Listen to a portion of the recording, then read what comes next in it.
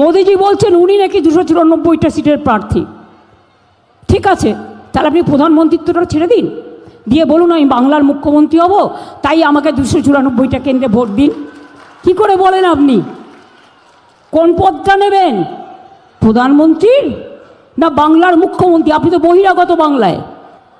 আপনি বলে দিচ্ছেন সব কেন্দ্রে আপনি লড়াই করছেন, আগে দিল্লিটা সামলান, তারপরে বাংলার দিকে তাকান।